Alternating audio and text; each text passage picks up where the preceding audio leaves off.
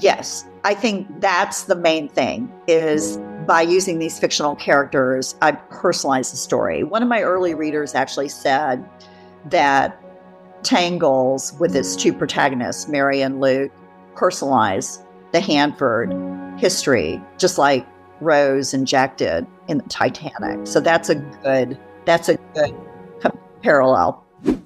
Everyone, welcome back to Living the Next Chapter. I have an excited author on the show. Kay is here. We're going to be talking about her book. We're going to be talking about all things that she's up to, and a book that came as a result of living the dream, like literally. Kay lives the dream, and that became a book. And we're going to get into that story, which is exciting. And her book is coming out, and it's exciting. So I think it's in like December, which is awesome. And I'm so happy to have Kay on the show. Kay, welcome to Living the Next Chapter, and congratulations on your new book. Thank you. It's been a long road to what will soon be December the 3rd. And I was looking at the calendar this morning. I was like, wait, there's only like 1 month or so between now and, pub day. Right. It's exciting. It's great. And on camera, I can see the book stacked beside you there. It looks great. Tell me, Kay, where are you in this big world of ours? I am in Seattle, Washington. I've lived in Seattle since the early 80s. And I'm originally from Texas, born and raised in Austin. And nice. I was never so happy as to get out of all the hot weather.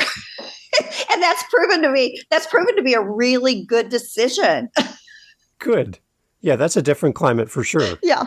But I still have a lot of buddies in Texas and fond memories, and still consider Austin home. So there you go. To all our Austin listeners, there you go. You got a little shout out from Kay. That's always nice. It's great.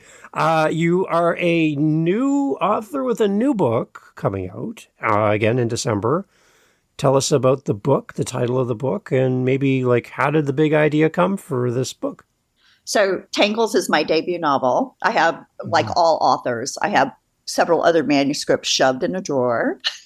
But Tangles is the one that I just got a feeling this was it, right? I had queried a couple of other manuscripts, and then this book happened in a very different way than the others. I had a dream, and I had this sensation of looking down over a body of water, and there was a mass of red hair. And I used to have red hair when I was a child. And at first I thought, okay, am I looking at me? And then I realized, no, my hair was never that long. And it was like this hair floating on the water, but it didn't seem wet. And then I woke up and I thought, well, that was weird. But then the next night I had the dream again. And I rarely ever have recurring dreams. So I wrote it down in my dream journal, which every writer should keep, by the way. Keep a dream journal if you're not already. And then a couple of days later, I ran into a pal on the street that I'd known for a long time. And I knew she was from the Tri-Cities, which is in eastern Washington. And the Tri-Cities is comprised of Kennewick, Richland, which was built by the U.S. government to support the Hanford nuclear plant, and Pasco. Those are the Tri-Cities. And I'd known this friend was from Pasco for a long time, but it came up that she had been home recently. And I asked how her mom was doing, because I knew her mom had been suffering from breast cancer. And she made a reference to, well, when you live close to the area. And I was like, the area? What is that? And then she explained that that's what the locals referred to the Hanford Nuclear Reservation as, the area. And then we talked a little bit more about that. And I had known that there were problems with very radioactive, toxic waste leaking, because that had been in the news very recently and has been ongoing as they find more tanks leaking over the past 2 years. Or 2.5 years, really. And so then we both had to go our separate ways. And then the very next day, I ran into another friend who I'd known for a while, but didn't know that they grew up in Richland. And it came up in the conversation. It wasn't like I brought it up. It came up and I was like, wait a minute, you lived in the company town that was built for Hanford? He goes, yeah. I was born in 1948. The Hanford nuclear plant was built in 1943 by the U.S. government, like overnight, along with the city of Richland, which housed a lot of the Hanford permanent employees. They had a construction camp for all the workers, which eventually went away. But Richland was built as a company town in a very egalitarian kind of a way. And so he was talking about that. Oh, yeah, we lived in a C house. And I was like, wait, stop.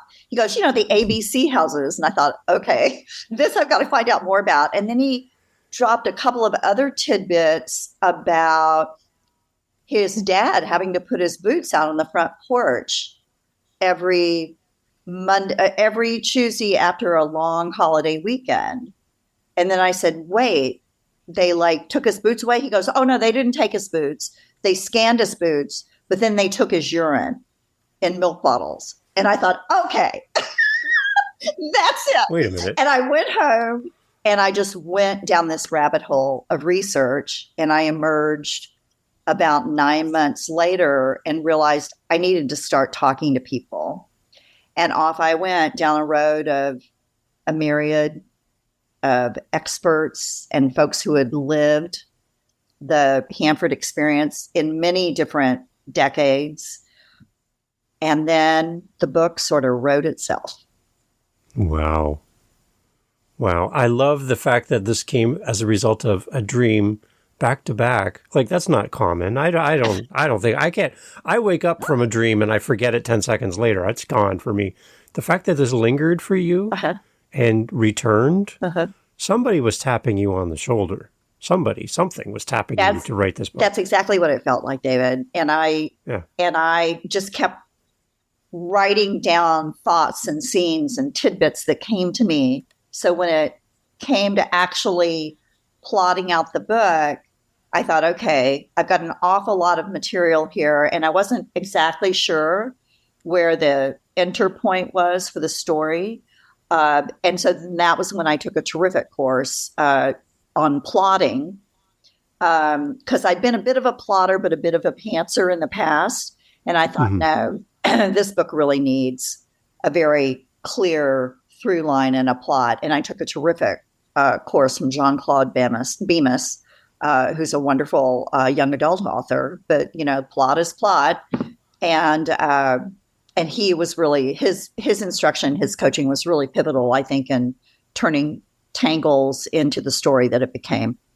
So for the readers that are listening who may never write a book, right? They might not understand plotter versus pantser. Can you just kind of give us a brief overview of that, please? So a plotter is one who sort of outlines the story they want to tell. And then they think about what's called an inciting incident, which would be like an incident that's sort of the entry point for the story, right? That first scene that you read in a lot of books. And then they plot through like the different plot points, like what do they want their protagonists to go through? What do they want secondary characters to go through? How does that create the character arc that eventually has to be resolved and where the character has to be transformed at the end of the story? And they have all these points written down in an outline, and some things shift around as you're writing along. But for the most part, you've got an outline, you're following an outline, and you're sticking to it, right? You're sticking to the plan. A pantser is one who you have a dream, right? And you wake up and you type this scene, which I did, right? And then you think, okay, I'm just going to set that aside for a minute. And then suddenly another scene will come to you, and another, and you just keep typing scenes. And at a certain point you think, okay, where am I going? And you might have like this unconscious thought of, well, I think I want to get here, but maybe that's not what this character wants to do. And so you sort of, what we call, metaphorically, pants your way through it. So that's a pantser. And I don't think there's any right or wrong in writing. I think that what I learned with this book is that plotting really helps. Yeah, and you can do a little pantsing along the way to get your yayas out. Okay, there you go. So you can blend them together. I like that. That's good. Right. Because I guess there's different approaches to writing. And I think as a reader, we don't really understand the behind the scenes of a book. We see it on a shelf. We purchase it, we read it, we love it, but we don't really understand all of the things that happen to make this book come alive. And I think that's interesting to get the author's point of view on how their particular book was written, because I think it adds to our experience reading the book to have a little behind the scenes of your process in writing the book as well. I think that's interesting. Yeah. And you'll notice at the end of a lot of books now, there'll be book club questions, right? And they address some of those elements that an author has had to address as they wrote the story. And I think that's fascinating for readers as well. It is for me when I read, a novel that I particularly love, and I'll kind of take a moment and read through their things and read through their questions and think about how I felt about those characters or those particular incidents that they're addressing in their book club questions. I think it enriches the experience. Yeah. So for the next book club getting together, how would Tangles be a great addition to my next book club? What would you say to that book club? I would say that what I tried very hard to do, and based on early reviews, I've been relatively successful, is create relatable characters that a book club can talk about. Like, this is why I really love Luke, or this is why Mary really resonated with me, or this is why a secondary character in my book, Helen, was my favorite character, or this is why I love to hate, the antagonist, right? Mm-hmm. So I feel like I created a set of characters. Someone actually said to me in an early review, for me, everything in a book is how much I like the people, meaning the characters. And she said, and I loved these people. So that means you really resonated in terms of making your characters relatable, and that's important. The other thing I think a book club would really relish are the multiple themes that run through all of my stories. And they're all of my stories, even the ones that are in a drawer that may see the light of day someday, are set in the mid 20th century, like the 30s through the 60s, right? And that's technically historical fiction because they're more than those decades are more than 50 years ago, but which is hard to believe. But I have kind of a through line that I feel really strongly folks need to be thoughtful of today. And one of those very strong themes in all of my novels is where women were in the 30s, all of the different challenges that they faced in careers and with families and with spousal relationships and with the laws that did not necessarily support women, and how far they came from the 30s, which was just the tail end of the suffragette movement, to the 60s and 70s, which wasn't that long ago. So that's a big through line. And then just the general tropes, as we call them in the literary community, the tropes of the 20th century. As much as I loved Ozzie and Harriet and June Cleaver, it didn't exactly purvey reality, right? There were so many social problems that were never addressed in these TV shows. And you saw that change as you moved into the TV shows of the 70s and the 80s, things like Full House. That was a comedy, but they really addressed a lot of very serious social issues. So I think those two through lines are really important discussion points for a book club, for any thoughtful discussion. But for a book club, I think those themes that run through. That and the fact that I think there's just a lot to unpack around our nuclear policies, how we got into the nuclear game, how costful it was, the birth of the nuclear age, and still is. And so there's just a lot to unpack, I think, in the book for book clubs. So I hope I'll get a lot of book clubs. I've already got quite a few scheduled, but I'm hoping to talk with lots of them. There you go. Awesome. So if you have a book club, reach out to Kay. I'm sure she'd love to talk to you. Please, for sure. Look at my website. Kay, see how we can do that. So Kay, if I grabbed your hand, Kay, and took you 10 years back into the past and said, Kay, you're going to write a book about this topic, what would you have thought in that moment if somebody brought you back 10 years ago and said, this is where your path is going. This is what you're going to be doing. You'd be talking to some guy in Canada on a podcast about your new book. What What would you have thought 10 years ago if somebody had mentioned this new book? Well, if you had said, you're going to be talking to a guy in Canada about a book you wrote, I would have said, yeah, I will, because I was already 10 years ago starting to write my first manuscript. Good. But if you had said, you're going to talk to a guy in Canada about a book you wrote regarding the birth of the nuclear age, I would have said, my name is Kay. Kay. I think you've got the wrong girl. Wow. Yeah. But it's proven to be like this wonderful, magical thing that has really not only created this opportunity for my debut novel, because the story was so different. I heard that from so many different people that I submitted it to, and I was really fortunate to get multiple offers for this book. But I think from a timeliness standpoint, it just couldn't be a better story for people to become aware of.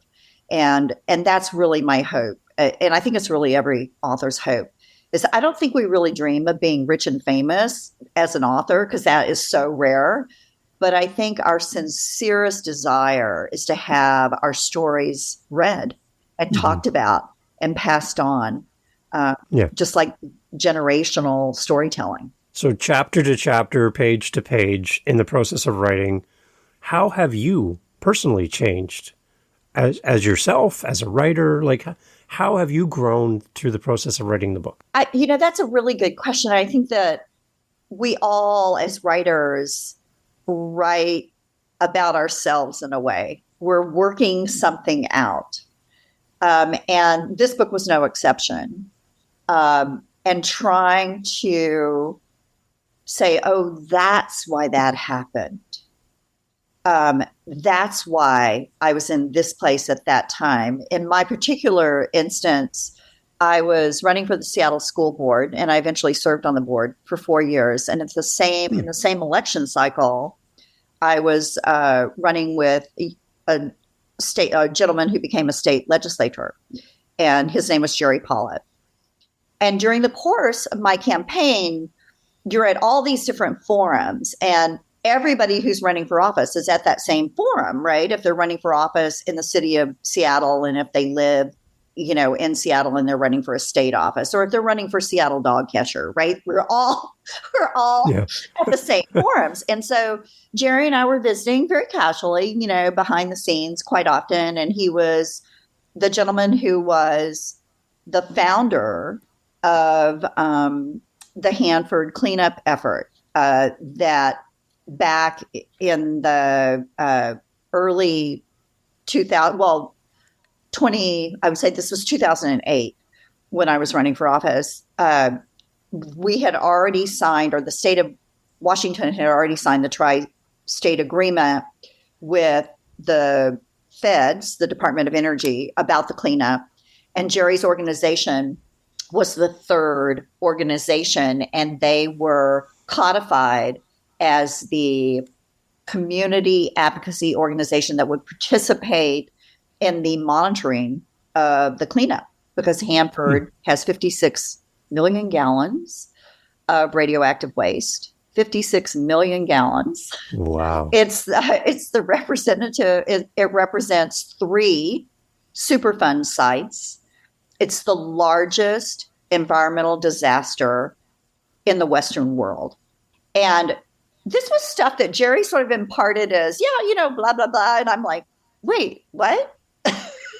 And when I started having these other conversations with these 2 friends, 12 years later, 15 years later, I thought, wait a minute. Wait, I know somebody. And it was Jerry who came to mind. And he was one of my very first interviews, because I started blogging about the situation on my website as a roll-up to my novel. And he's become such a marvelous resource for all things nuclear, all things Hanford, and has done such extraordinary work. So in finding those folks, it just really makes you grow as a human. And you realize that there is so much more outside of your world. And I think that's a big part of why writers, particularly historical fiction writers, write. Okay. So again, you could write anything about anything, but why has historical fiction caught your attention? Why specifically that genre? So what I said before about tropes in the 20th century, Yeah. I think that giving a reader alternative thoughts about what's happened in the past. Was it really good? Was it really that good? Or was it really that bad?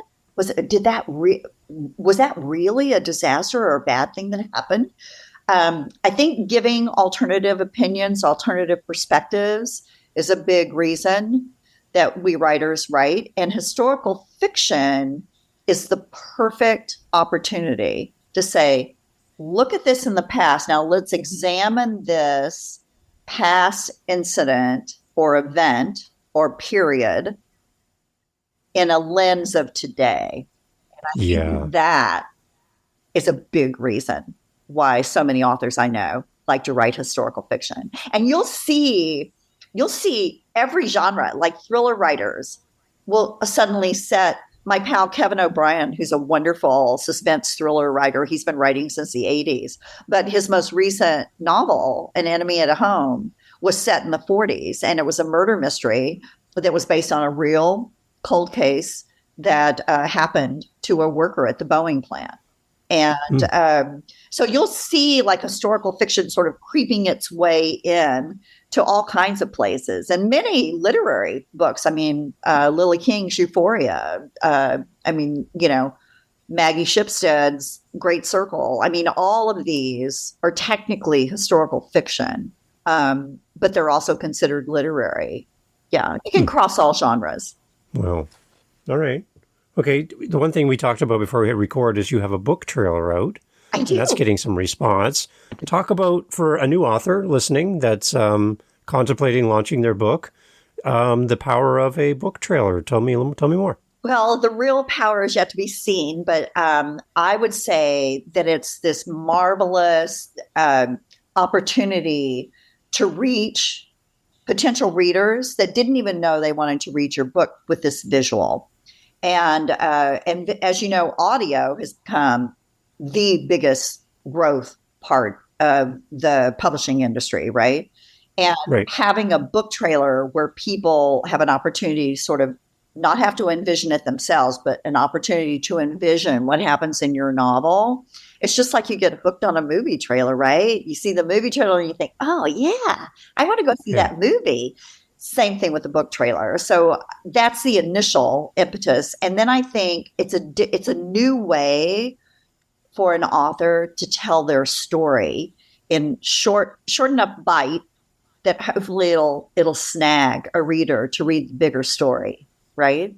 And it was just a marvelous creative experience. I worked with a local videographer and we just had such fun. And I had a vision, and then he added to that vision. And the result, I hope, is something that will really intrigue readers. And so far, it seems to be getting a lot of positive response. Excellent. We'll make sure we have a link to that in the notes so people can go check that out as well. For a reader, is there anything they need to know about Tangles before they read, or can they just dive right in? Is there anything that they need, kind of like a little chat about the book before they read for the first time? I think what you have to realize is while this was based on true events and original testimony, oral testimony at both the Atomic Heritage Foundation and the Hanford History Project, this is a fictional book. So while some characters may seem like, oh, I know who she's talking about there, I would say without exception, every character in the book, with the exception of General Matthias, who was actually the general there and I just referred to him in the book. I think there's one interaction that was based on a classified document where he actually said that, right? Yeah. All of the characters are really an amalgamation of all these different folks that played so many different roles in both the Manhattan Project at large, but also specifically the Hanford nuclear plant, which was originally called the Hanford Engineering Works. And I think that's the beauty of fiction. It allows you to collapse a story. It also, more importantly, allows you to shine a spotlight on something that at the time may have seemed, oh, yeah, that happened, but not remarkable. But then in the lens of today, that specific thing happening at that time was in fact quite remarkable because it related to the larger story of the government secrecy, the mandated secrecy around both the bomb and the plutonium production that occurred at Hanford, but also how that overlay of secrecy affected an entire community. Do you really get a sense of the humanity of the story then through your book? Yes. I think that's the main thing is by using these fictional characters, I personalize the story. One of my early readers actually said that Tangles, with its two protagonists, Mary and Luke, personalize the Hanford history, just like Rose and Jack did in the Titanic. So that's a good, parallel. Parallel. Yeah. So if Mary and Luke were to walk in and sit down to have a chat with you today, your two characters, how would that conversation go? Would you have any specific question for them that you don't know the details to? Well, the first thing I want to ask is, did Mary like the way I described her hair? There you go. Good. I want to know was Luke okay with the fact that I had him do certain things and kind of be a little bit of a nerd in high school? Because I really felt like he was, but then he like morphed into something much grander in adulthood, right? See? Yeah. But did I get that nerd part being bullied right? So those would be the two things I would ask. But seriously, I think what they would say and what I would want to talk about is, did I get it right? The way it felt, the way you felt every morning when you got on the company bus, Mary, to go to this place where eventually, even though none of the employees could really talk about it amongst each other, scientists talked about it within their department, but it was all very compartmentalized. And you really were, you were made to sign a document that said you would not talk about it. And there were signs all over the place about loose lips, et cetera, et cetera. So I would want to know if I got that right.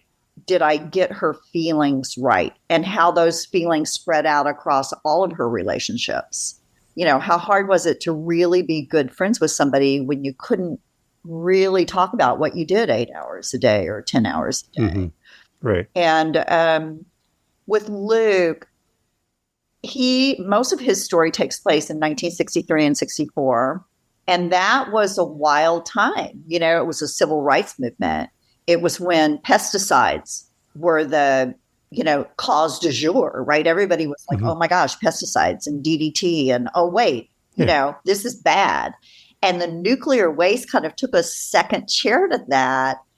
And so my big question for Luke is, did I get it right by giving your father, making your father, having your father be being exposed to radiation at Hanford? Does that feel like the thing that would have changed your life course to then become that kind of a scientist, to determine how to figure out the bad effects of radioactive elements being released into our atmosphere, into the Columbia River, into the ground? So I guess overarching kind of plot line through all of this is kind of how one group of people can be so hard on another group of people, how one decision made by one person can impact another person, to your health,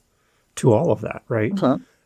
Is it just kind of a story about how we as humans can be better to each other? Is that kind of a through line here too? I think it's less about the humans being better to one another and more about, I think it's a deeper discussion about government oversight, government mandated secrecy. The government tested everything from almost day one at Hanford. And when the classified documents were released, not until 1986. Wow. Well over 4 decades. Wow. Of all of this research, all of the radioactive releases occurring.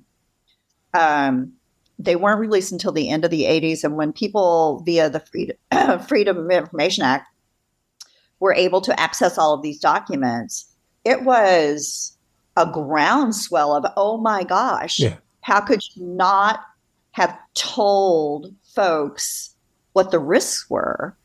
And of course, there are a multitude of answers to that. But initially in the 40s, it was, well, if we hadn't developed the bomb, Hitler might have won the war, and then where would we be? And so there was the wartime expediency. And then, of course, the folks who were sort of in it, many of them thought, okay, well, we do have this waste problem. we do have all this toxic radioactive sludge and effluent that was coming off of the, radioactive effluent that was coming off of where they, rinsed the control rods from the Columbia River water, right? That was coming out. And, and then there were releases out the stack of, byproducts of plutonium production. So it was in the air, it was in the soil, it was in the river. And people were saying, well, someone's going to figure that out. We have to do this right now to win the war. And now we have to do this to stay in the game during the Cold War. Right. When Hanford went from 3 reactors to, I think, 11. Wow. Don't quote me on that. I think 11. Wow. Right. Yeah. And we went from having less than 10 bombs to 100 in our nuclear arsenal. Right. But they literally were thinking, well, we're not going to dump it in the open ground anymore. We're going to put it in these concrete tanks. And now we're not going to put it in just a single shell concrete tank. We're going to put it in a double shell, right? And then somebody's going to figure that out. And that literally, I heard that from so many different experts and stuff saying that's literally what they thought. Somebody's going to figure it out. And what eventually was figured out is, this stuff has a really long half-life, much less full life. Yeah, right. And it's not so easy to figure out. And that's where we are today with, all these false stops and starts on the vitrification, like encasing this radioactive waste in glass. There are a lot of problems. And people really understanding how long-lasting this is, which is why Hanford is the environmental disaster that it is today. As you look over Tangles, now that it's coming out into the world and everything, we're going to have our own copy. What's your proudest moment as the author of the book? There's a moment, and there are 2 different moments, but there's a moment where Luke understands that he's had a bit of a paranormal experience. And it changes his heart. And that conversation is held with one of his mentors, Harry, who was a scientist at Hanford in my novel, and one of my favorite secondary characters. And that conversation is with Harry, sort of the old, wizened scientist with the new, young doctoral student. That's probably my favorite moment in the book. And that occurs not too far in. I think it's probably like page 110, 115. Okay. Something to be aware of as a reader. Yeah. Right. There is one thing that I think readers should be aware. The things that occurred because of this radioactive waste, a lot of them were devastating. There were times where the releases, particularly during the Cold War in the early 50s, were not filtered. And these off gases or elements that were released after the plutonium production drifted. And you hear about the downwinders. And so, for instance, southern Idaho was downwind from Hanford. And there was a moment in time where suddenly every sheep farmer in this particular area of southern Idaho were having all of these lambs born that were born deformed in many ways. And that is described in my book. And I tried to have a light touch, but I also wanted the reader to know, like, this was a moment, one of those moments where it was registered as a big moment with these sheep farmers because they knew something was wrong. Right. And they suspected it had to do with the releases that were coming from Hanford. But they couldn't prove it, and the government never took responsibility for it. But it bankrupted dozens of sheep farmers in the area. And then that happened again in the state of Washington a few years later. So things like that are in the book, you know, and so it can be disturbing at times, the effects that the radioactive practices had on, you know, not just the environment, but on livestock, on wildlife, on humans. Yeah.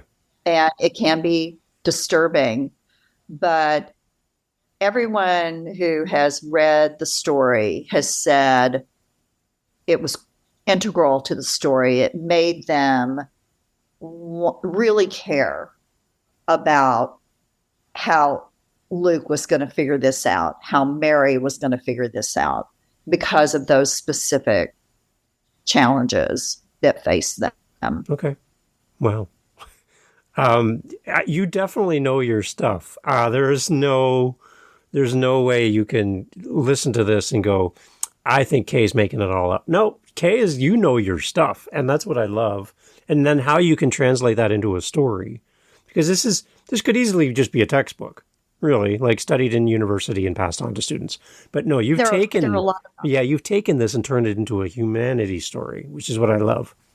I want to give a shout out to the incredible authors that really helped shape the story. When I went down my rabbit hole of research, I realized that there were about 8 to 12 volumes, nonfiction volumes, specifically about Hanford or the Manhattan Project, in which Hanford was addressed, right?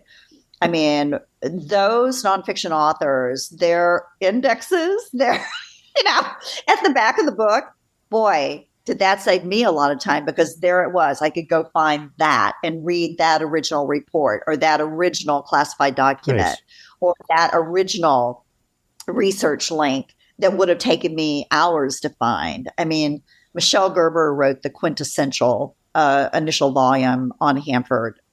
She was one of the very early on Freedom of Information Act requesters, and it still took her 2 years to get everything she asked for from the government. And when she did, she, in very clear prose, listed off all the different things that they built, listed all the different challenges that came up during the war years. And it's called On the Home Front. And it was powerful, right? Right down to a secret agreement with the Department of Interior that really actually happened to flush the Columbia River of radioactive material, right? And then there were Plutopia by Kate Brown, an incredible amalgamation of facts and personal accounts. And then the Hanford Plaintiffs, which is what Trish Pritikin wrote. She was a victim in Hanford and eventually part of the group, part of the class action group that sued the government, specifically for folks who had contracted thyroid cancer because the iodine to milk pathway, because iodine is a big off gas an element that is part of the radioactive waste. And it affected, when they put it out of the stacks, it went onto the sagebrush, so wildlife ate, but it also went onto the grass in the fields where sheep and cows. And so then the cows ate the grass, and then the cows produced it. And then that's the pathway into children's tummies. Wow. Again, the impact of how it affects the community, the environment. I just love the fact that you've written this book and you've taken on a very big topic. And then again, back to what we talked about earlier, you've added the humanity side to it so that we can learn something through the storytelling as well. And you've leveraged historical fiction to talk about something that's really serious and a really important time in our history, and shining a light on this so that we can make better decisions in the future. I think the more we know, the better we're off, right? So I love that you have this in the world. Point. It's good. That's exactly my motivation. It's good. Exactly. It's a deeply human story, and I hope your watchers will consider reading it because I think they'll be glad they did. Excellent. Your website, Kay, where do we send people? And I have one last question I want to talk about at the end here, but where do we send people? They want to be in touch with you? They have a book club? It's so easy. Yeah, where do we go? So it's just like my name on the screen, except for no spaces. So Smith-Blum.com. And you can't miss the book. It's right there on the homepage. Beautiful. And all the links to buy, the link to the trailer. Watch the trailer. Please watch the trailer. I think it'll really intrigue you. And it's so easy. And I'm also on Instagram. I love interacting with readers on Instagram. So find me on Instagram at Discerning KSB. But again, on my website, you can click to all my different social. And I so look forward to visiting with readers starting December the 3rd. There you go. Right. And that's what I love about a podcast is we get to hear the voice of the author for the book that we're holding in our hand. Like there's a connection that's being built just by listening to you and you explaining so eloquently how the book has come into the world. I think we as a listener, as a reader, now get a benefit of having this knowledge before we even open the book for the first time. So I love that. But one other thing you're doing, we talked about before we hit record, is you're going to be spending some time in the libraries talking about your book and sharing your story. But the orientation that you have to libraries, the history you have within your family of why this is so important to you, talk to us about where you're going to be showing up and your connection with libraries in support of the book. So I'm very excited about multiple library visits, but just yesterday I got confirmed that the Spokane Public Library wants to have me for an author talk. And Auntie's bookstore, which is iconic in Eastern Washington, is going to be the local bookseller for the book. But the reason I'm so excited about libraries, and particularly the one in Spokane, because that's very near Hanford, Washington, or the Hanford Reservation, is my mother was a school teacher, and she taught in rural Texas in the 1930s. And the 5 or 6 women that she boarded with in a boarding house were her lifelong friends, and they all remained teachers for most of their lives. And one of them was a librarian. So my kissing Auntie Scene was a librarian at my elementary school. And she was really pivotal in teaching me to love to read. And my Auntie Ruth, same thing. She would always give us books on our birthday, my sister and I would spend hours in the live oak trees outside our house in Austin, Texas, reading where nobody could find me. So having librarians, because they all look on WorldCat, they all look at the synopsis, they sometimes look on Library Thing or Library Share where my book is posted and read the book, and to have them honor me with an invitation to come give a talk is just, to me, the biggest validation of my work. I'm so excited. I can't wait to visit with anybody who shows up at a library anywhere, but particularly the wonderful Washington State libraries that have already asked me to come. That's a great opportunity. And I know you're going to make great use of that time with an audience and be able to talk to them and connect with your readers. I'm so thrilled for you to do that. Congratulations on the book as it launches into this world. And I hope there's many, many more things that we can get together and talk about in the future on the show as you continue to write. So again, Kay, thank you so much for making time to be on the show. David, thank you. A great episode, a great review. I love it. I love your book.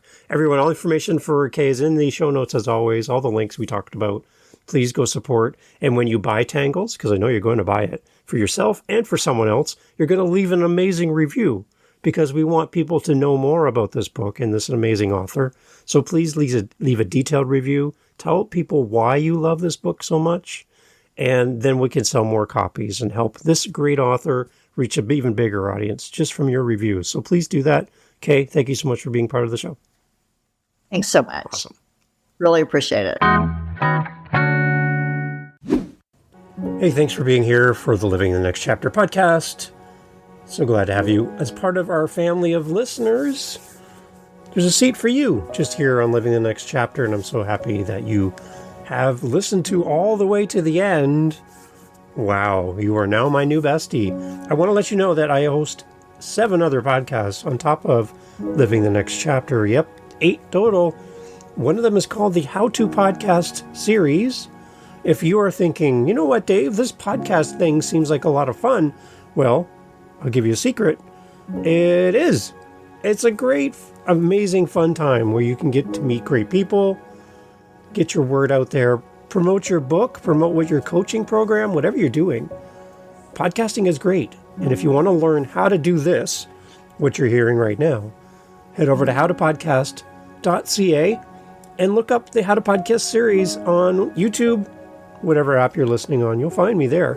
And I'd love for you to come listen to how to do this. And if you're interested and have questions on how to podcast, reach out to me at howtopodcast.ca. Thank you for listening. Talk soon.